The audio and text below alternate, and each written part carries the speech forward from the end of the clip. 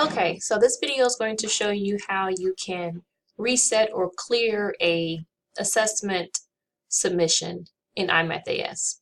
So you enter your course and then you want to click on Gradebook, and then you want to find whichever assignment you want to clear by the student. So for example, let's say I wanted to clear this student's attempt here. So you click on the actual score, and then it says clear attempt, and if you hover over it, it'll tell you what you're exactly doing. So clear attempt means you're going to clear everything, reset things like the student never started.